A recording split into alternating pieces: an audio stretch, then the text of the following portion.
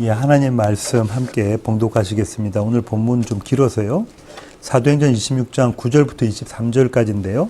성경 봉독은 13절부터 18절까지만 하겠습니다. 13절부터 18절의 말씀 함께 읽으시겠습니다. 왕이여 정오가 되어 길에서 보니 하늘로부터 해보다 더 밝은 빛이 나와 내 동행들을 둘러 비추는지라. 우리가 다 땅에 엎드러짐에 내가 소리를 들으니 히브리 말로 이르되 사울아 사울아 내가 어찌하여 나를 박해하느냐. 가시체를 뒷발질하기가 내게 고생이니라. 내가 대답하되 주님 누구시나이까? 주께서 이르시되 나는 내가 박해하는 예수라. 일어나 너의 발로 서라.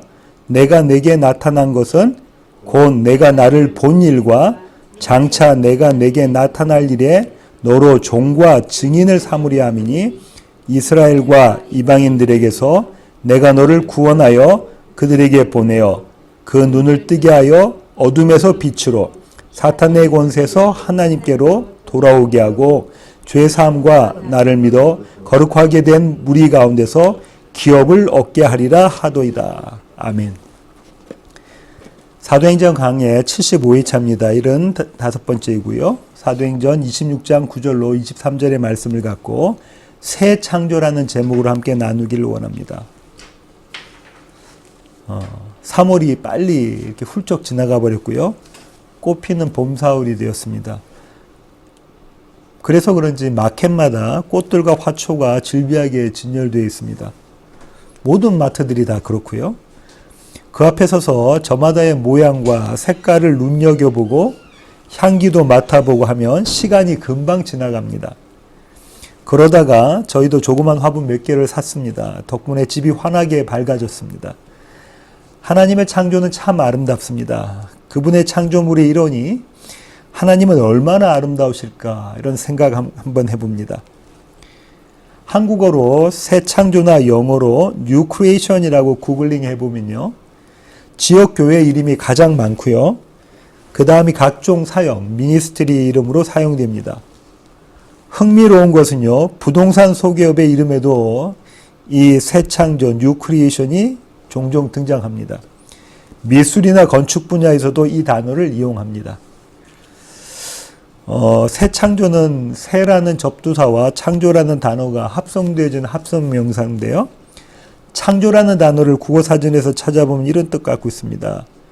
전에 없던 것을 처음으로 만듦. 이전에 없었다는 거죠. 근데 처음으로 만들었다는 거예요. 두 번째로는요. 신이 우주 만물을 처음으로 만듦. 창조는 처음 만들었다는 겁니다. 없던 것이 처음 만들어졌다. 접두사 새라는 단어는요.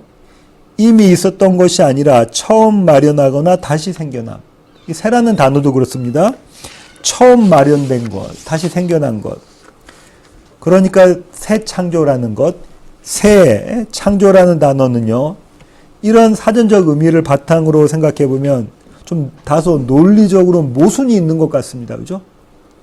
새로 만들어진 것. 전에 없던 게 새로 만들어진 것이 새인데요. 창조도 그러니까요.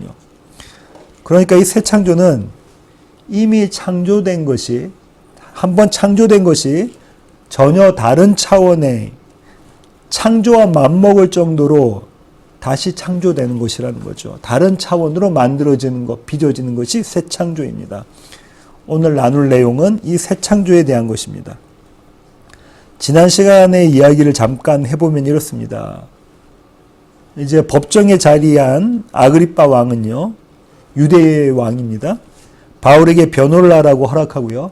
바울은 자기 변론을 시작합니다. 26장 1절 함께 읽으시겠습니다. 아그리빠가 바울에게 이르되 너를 위하여 말하기를 내게 허락하노라 하니 이에 바울이 손을 들어 변명하되. 먼저 바울은요. 그 변론을, 자기 변론을 이렇게 시작하죠. 왕에게 인사하는 것으로 시작합니다. 2절과 3절 함께 읽으시겠습니다. 아그리빠 왕이여 유대인이 고발하는 모든 일을 오늘 당신 앞에서 변명하게 된 것을 다행히 여기나이다. 특히 당신이 유대인의 모든 풍속과 문제를 아심이니이다. 그러므로 내 말을 너그러이 들으시기를 바라나이다. 바울은요, 유대의 왕 아그리빠를 부릅니다. 아그리빠 왕이요. 바울이 자기 변론 중에서요. 바울이 왕을 4번 부르는데요. 여기가 그 중 첫 번째 부르는 자리입니다. 이 변론에서 바울은요. 아그리빠 왕에게 집중합니다. 다른 사람보다도요. 이 아그리빠 왕에게 집중합니다. 바울이 이렇게 이야기하죠. 내가 이 자리에 선 것이 다행입니다. 다행입니다. 왜냐하면 당신이 우리의 모든 풍속과 문제를 아니까요. 표면적으로는요. 이 구절은 이런 거죠. 아그리빠 왕이 유대인의 율법과 풍속을 잘 알고 있고 더불어 바울과 또 이스라엘의 지도자들이 왜 분쟁하고 있는지 그 분쟁의 내용도 알고 있고 그러니까 선지식이 없는 로마의 총독 앞에서 변론하는 것보다는 이 자리가 바울에게 나에게 더 유리하다. 이런 이야기죠. 이게 표면적인 이해입니다. 그런데 이면적으로 보면요. 행간은 이런 뜻 갖고 있는 거죠. 바울은 아그리빠 왕에게 아그리빠 왕이여라고 부르면서요. 왕의 집안은 대대로 율법을 어겼다. 당신은 이미 율법, 우리의 풍속, 율법 이런 거 잘 알고 있지 않습니까? 그런데 대대로 율법을 어겼습니다. 도덕적으로 문란하기가 그지없습니다. 또한 하나님과 원수된 것을 나는 잘 알고 있습니다. 증조 할아버지부터 할아버지, 아버지 그리고 자신까지 아기 예수를 죽이려고 하고 침례 요한을 살해했고 예수님의 제자 야고보까지 죽인 그 집안이 당신네 집안입니다. 그런 당신께 나의 이 변론의 자리가 내가 그냥 죄 없다라고 그렇게 고백하는 그 자리가 아니라 당신과 원수된 예수님을 증거할 기회가 되기를 원합니다. 이렇게 이야기하는 겁니다. 내 말을 너그럽게 들어주세요. 그리고서 바울은 자신의 이력을 이야기하는데요. 4절부터 7절까지 자신의 이력을 이야기합니다. 함께 읽으시겠습니다. 내가 처음부터 내 민족과 더불어 예루살렘에서 젊었을 때 생활한 상황을 유대인이 다 아는 바라. 일찍부터 나를 알았으니 그들이 증언하려 하면 내가 우리 종교의 가장 엄한 바를 따라 바리새인의 생활을 하였다고 할 것이라. 이제도 여기 서서 신문 받는 것은 하나님이 우리 조상에게 약속하신 것을 바라는 까닭이니 이 약속은 우리 12지파가 밤낮으로 간절히 하나님을 받들어 섬김으로 얻기를 바라는 바인데 아그리빠 왕이여 이 소망으로 말미암아 내가 유대인들에게 고소를 당하는 것입니다. 바울이 자기 소개를 하죠. 나는 유대인 중에 유대인이고 히브리인 중에 히브리인입니다. 율법으로는 한 점 부끄러움이 없는 바리새인입니다. 이 법정에 서게 된 고발 이유도 성경의 약속 때문에 그렇습니다. 하나님에 대한 하나님께서 우리에게 주신 그 약속을 바라는 소망 때문에 제가 여기 이 자리에 서 있습니다. 그 소망은 바로 죽은 자의 부활입니다. 여기까지 바울은 자기 소개를 했습니다.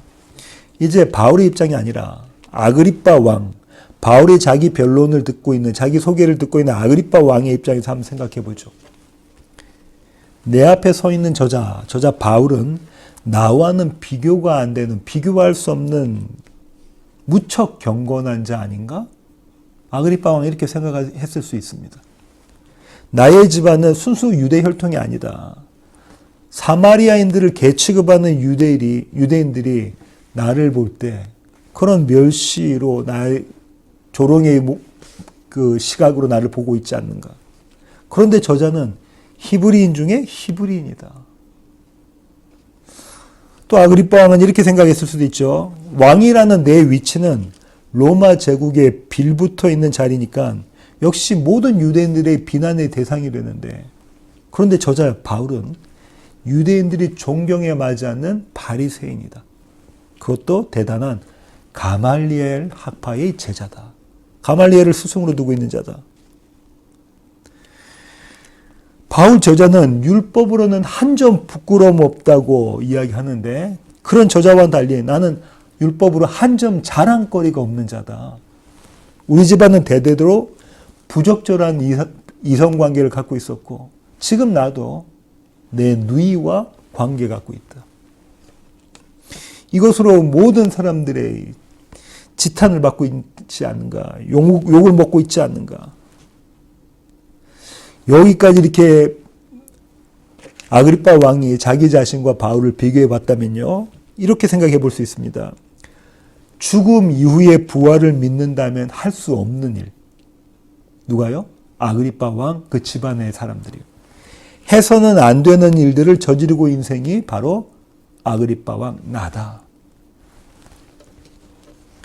그 인생에게 바울은 질문합니다. 8절입니다. 함께 읽으시겠습니다. 당신들은 하나님이 죽은 사람을 살리심을 어찌하여 못 믿을 것으로 여기나이까? 아그리빠 왕이여, 당신은 어떻게 하나님께서 죽은 사람을 살리심을 못 믿습니까?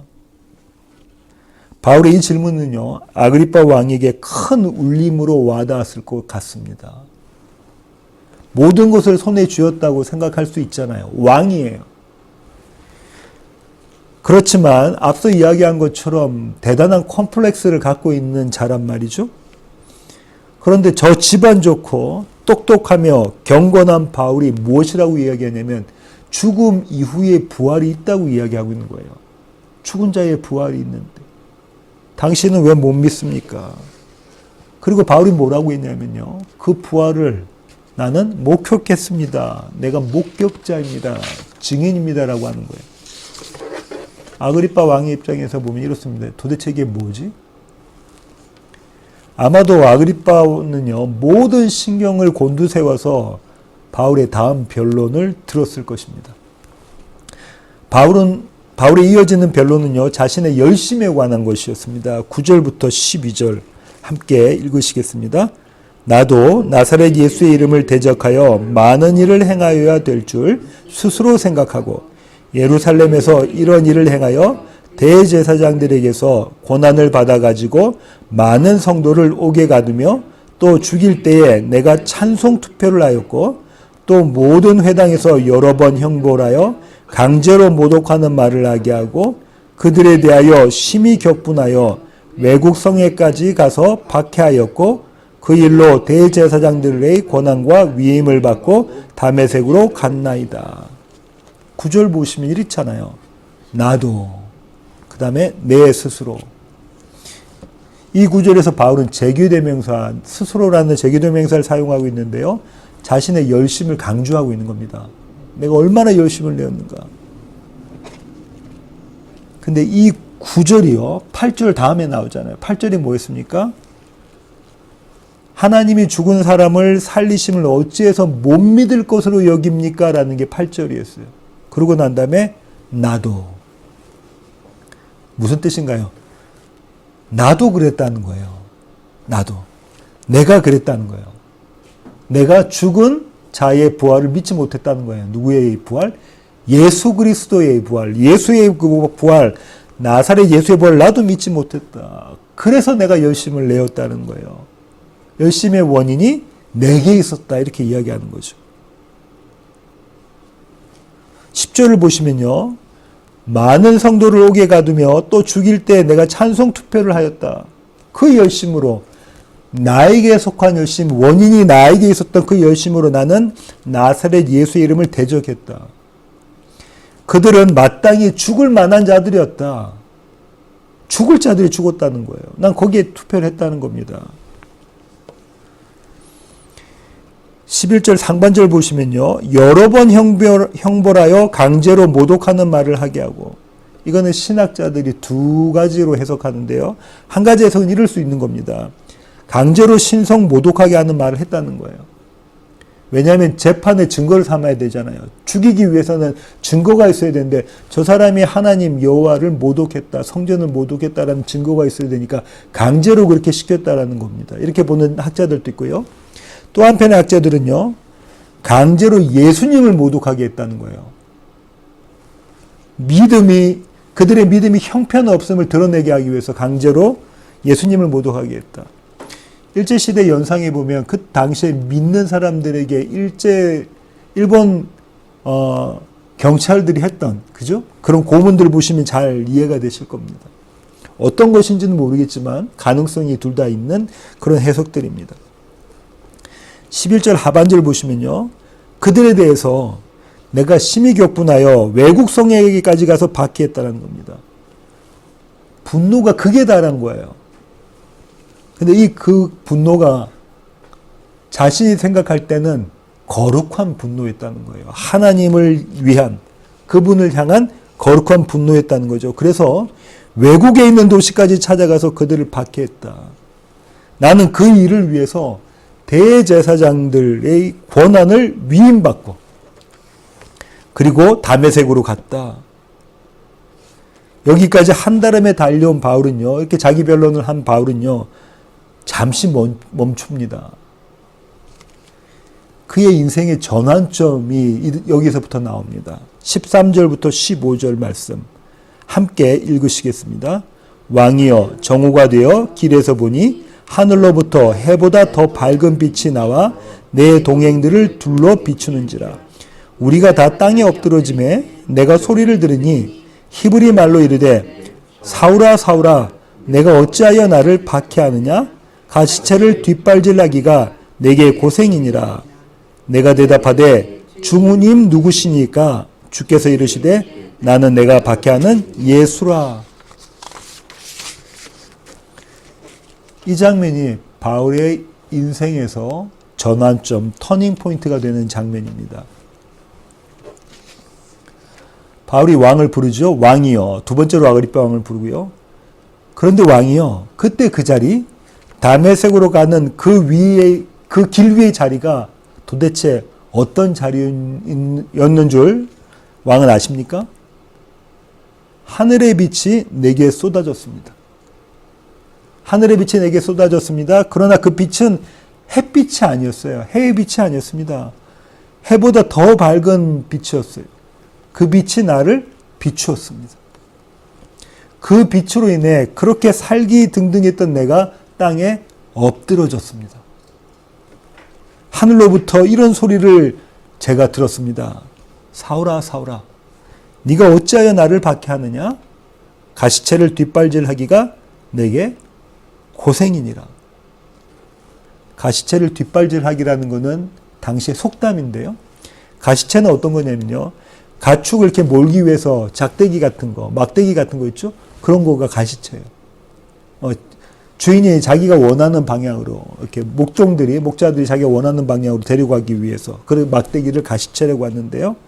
가시체를 뒷발질을 한다는 것은, 예를 들어서 말이나 소가 가시체를 뒷발질 한다는 건 뭐죠? 이 가축이 주인이 가라고 하는 방향이 아닌, 주인의 말을 듣지 않고 자기가 원하는 쪽으로 가려고 하는 표현입니다. 해서는 안 되는 일, 자신에게 오히려 해가 되는 일을 하는 이 미련함, 이걸 빗대는 속담이에요. 지금 주님이 사울에게, 예수님이 사울에게 이렇게 이야기하는 거예요. 사울아 사울아 네가 어찌해서 나를 박해하니? 가시체를 뒷발질하기가 네게 고생이다. 그래서요, 이 바울이 물어봅니다. 주님 누구시니까? 분명 하늘에서 햇빛이 아닌 햇빛보다 더 밝은 빛이 나를 비추고 하늘에서 소리가 들렸는데, 이것은 분명 주님이 맞는데 도대체 이분은 누구란 말인가? 내가 주님이신 이분을 박해한다니 이건 무슨 말인가? 바울의 이 질문은요, 이런 의문이 담긴 질문입니다. 주님, 도대체 누구십니까? 나는 내가 박해하는 예수라. 주님이 이렇게 말씀하시죠.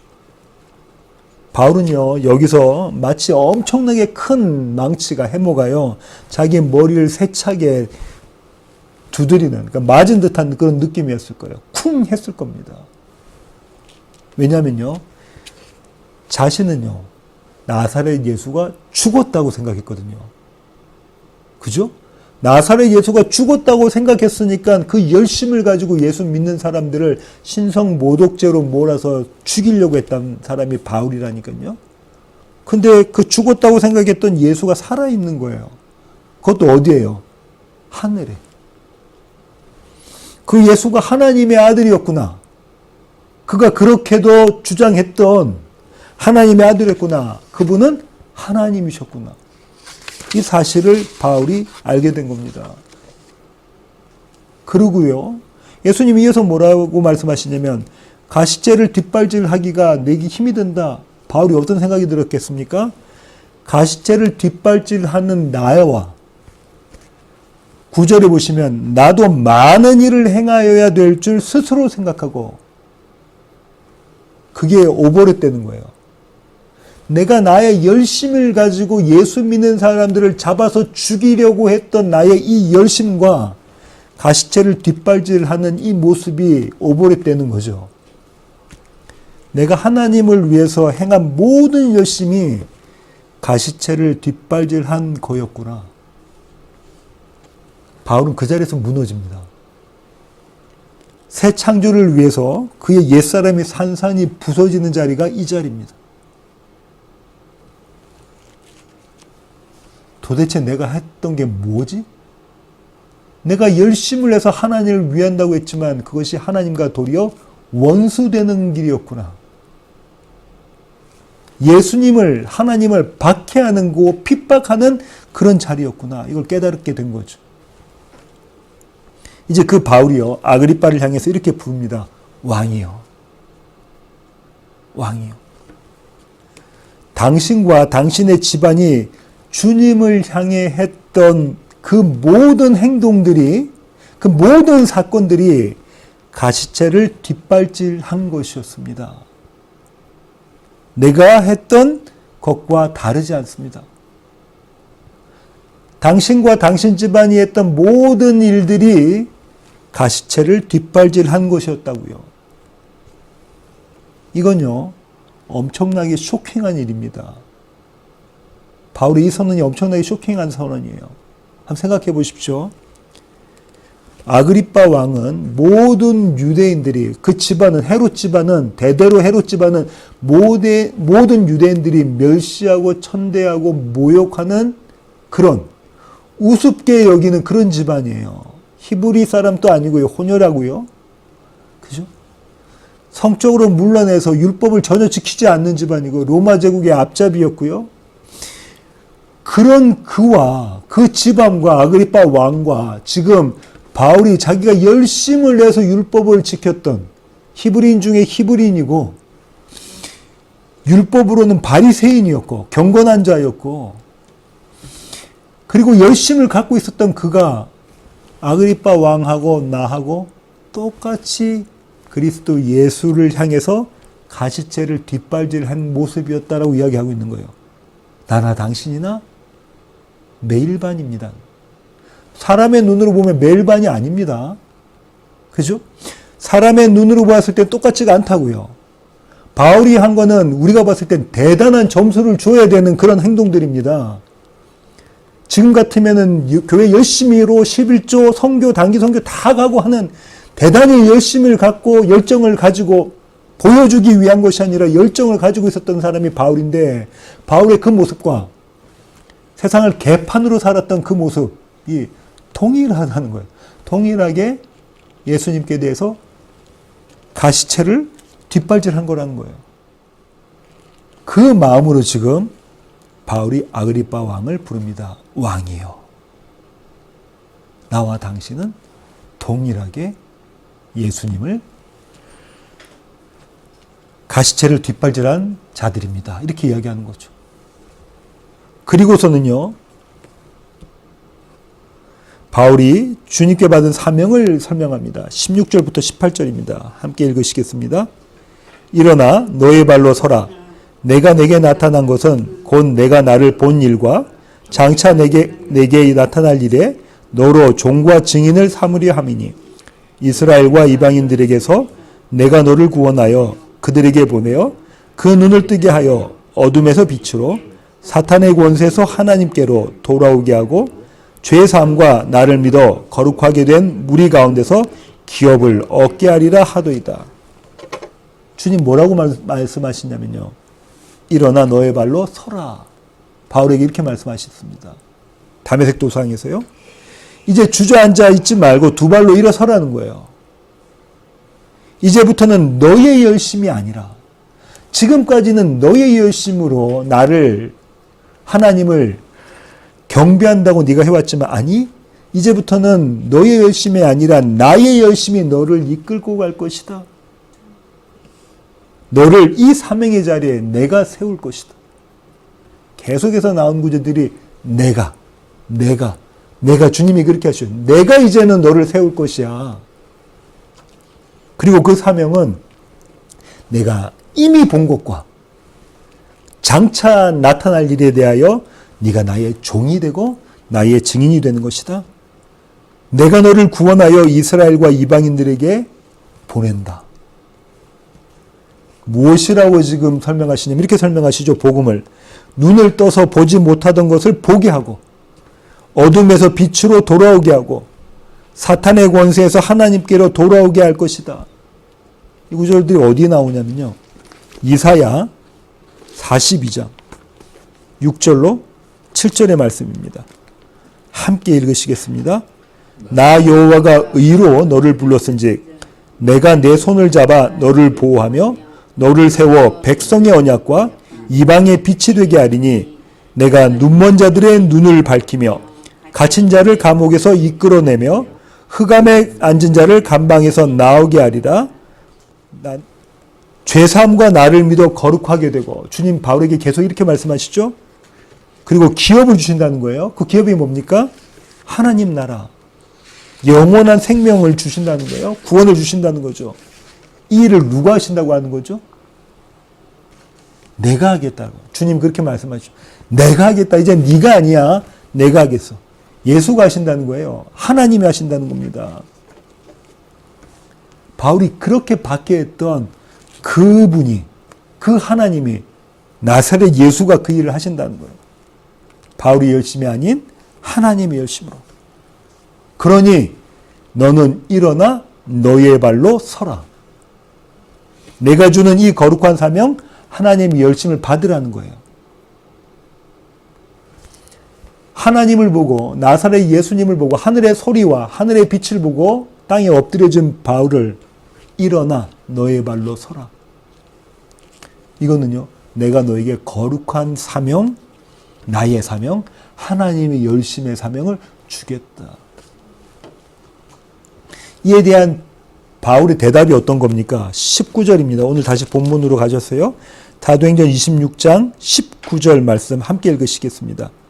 아그리빠 왕이여 그러므로 하늘에서 보이신 것을 내가 거스르지 아니하고. 아그리빠 왕이여. 또 다시 아그리빠 왕을 부르죠.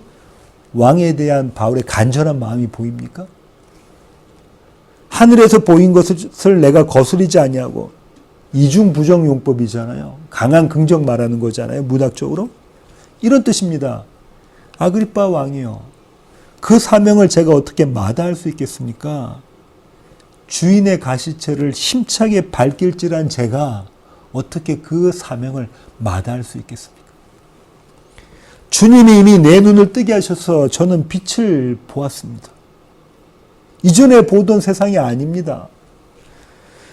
주님이 당신의 생명의 빛으로 나를 새롭게 창조하셨습니다. 나는 이제 새로운 피조물입니다. 내가 주님을 거스를 수 없는 것은 그분의 열심히 나를 끌고 가시기 때문입니다. 나는 이 은혜 앞에서 저항할 수 없습니다. 나는 도대체 이 은혜 앞에서 저항할 수 없고 단지 두 손 들어 주님께 항복할 따름입니다. 주님, 저를 사용해 주세요. 아시겠습니까? 아그리빠 왕이요. 이후에 바울은요. 내가 거스르지 아니하고로 대표되는 삶을 살아갑니다. 그것이 20절부터 23절의 말씀입니다. 함께 읽으시겠습니다. 먼저 다메섹과 예루살렘에 있는 사람과 유대 온 땅과 이방인에게까지 회개하고 하나님께로 돌아와서 회개에 합당한 일을 하라 전함으로 유대인들이 성전에서 나를 잡아 죽이고자 하였으나 하나님의 도우심을 받아 내가 오늘까지 서서 높고 낮은 사람 앞에서 증언하는 것은 선지자들과 모세가 반드시 되리라고 말한 것밖에 없으니 곧 그리스도가 고난을 받으실 것과 죽은 자 가운데서 먼저 다시 살아나사 이스라엘과 이방인들에게 빛을 전하시리라 함이니이다 하니라. 20절의 말씀을 보시면요. 한마디로 요약하면 뭐냐면요. 회개해라. 천국이 왔어. 회개하라. 천국이 왔다는 거예요. 이 증언으로 내가 죽을 고생을 했지만 그때마다 주님이 지켜주셨다. 자신의 증인됨에 대한 하나님의 열심에 대해서 바울이 다시 증거합니다. 바울이 뭐라고 하냐면요. 높고 낮은 사람 앞에 서.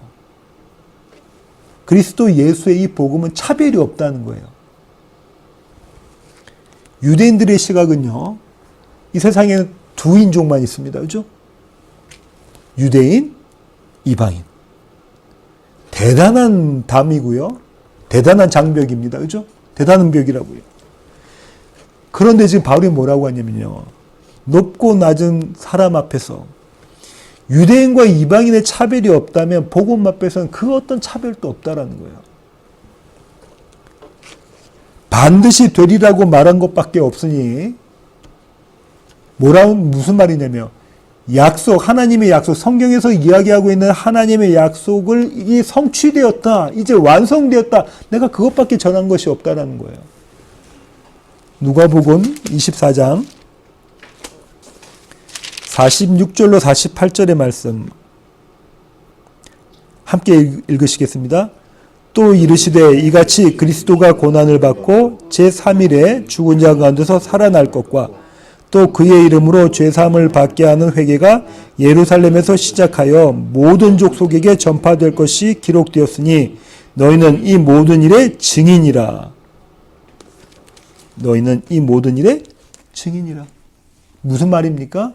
나의 죽음과 나의 살아남. 예수 그리스도의 십자가와 빈무덤, 그분의 죽으심과 다시 사심, 그분의 사망과 부활을 너희가 증언할 것이다.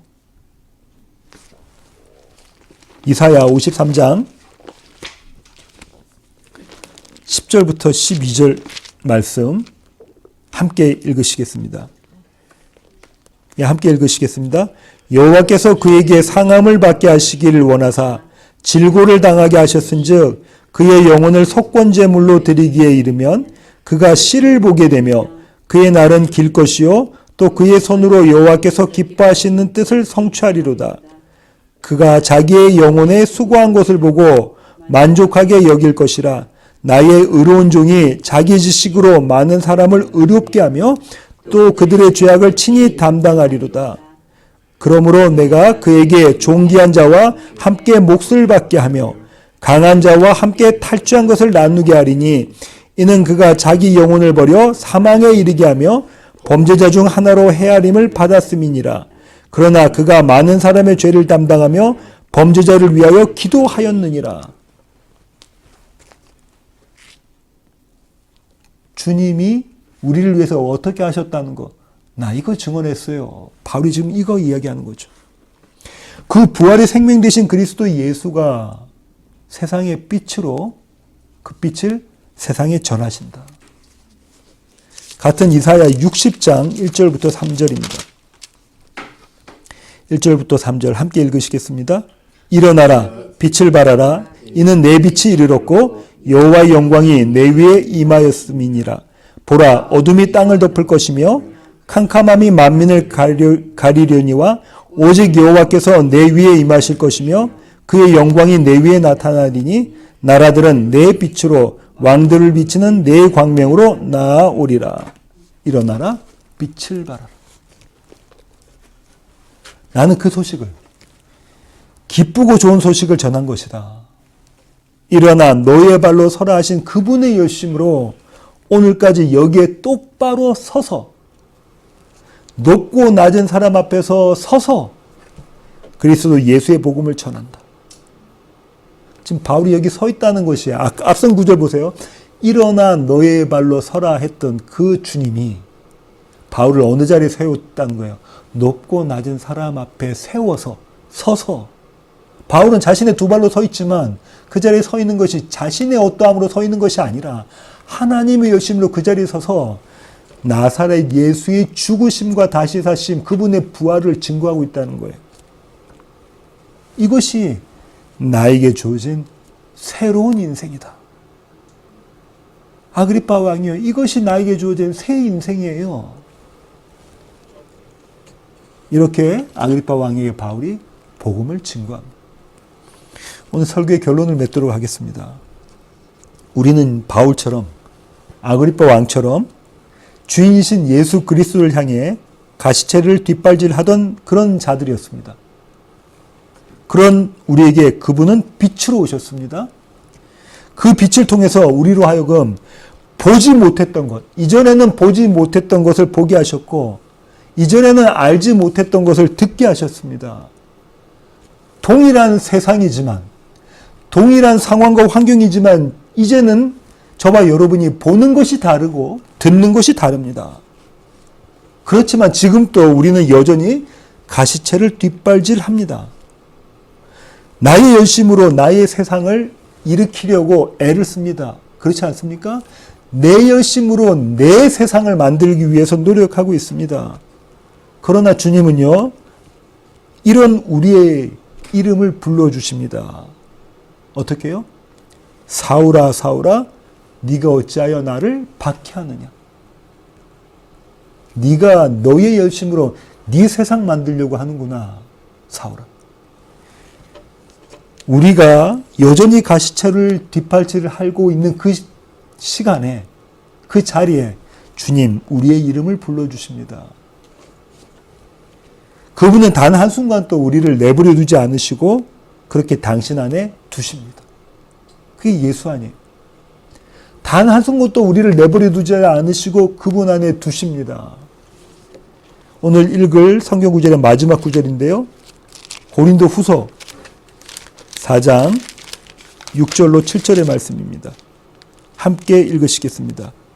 어두운 데에 빛이 비치라 말씀하셨던 그 하나님께서 예수 그리스도의 얼굴에 있는 하나님의 영광을 아는 빛을 우리 마음에 비추셨느니라. 우리가 이 보배를 질그릇에 가졌으니 이는 심히 큰 능력은 하나님께 있고 우리에게 있지 아니함을 알게 하려 함이라. 어두운 곳에 빛이 있으라 하셨던 그 하나님이, 이 세상 만물을 창조하셨던 그 하나님께서 우리 마음에 빛을 비추셨다는 것. 그 빛이 비춰지다 우리는 내가 아무짝에도 쓸모없는 질그릇이군요. 그냥 던지면 깨져버린 질그릇이군요. 그것을 알게 되고, 그런데 그 질그릇 안에, 보잘것없는 질그릇 안에 너무도 귀한 보배이신 예수 그리스도의 빛을 갖고 있는 자라는 걸 알게 되는 거죠. 이것은 나에게 원인이 있는 것이 아니라 오직 하나님의 은혜이고 하나님의 열심이다. 이런 사실을 알게 되는 겁니다. 이것이 예수 안에서 새롭게 빚어지는 새 창조입니다. 이 은혜로 오늘 하루도 일어나 나의 발로 서는 시애틀 예수한교회 모든 교회 가족 되기를 원합니다. 기도하시겠습니다. 주님, 그렇습니다. 하나님, 우리는 날마다 가시체를 뒷발질합니다.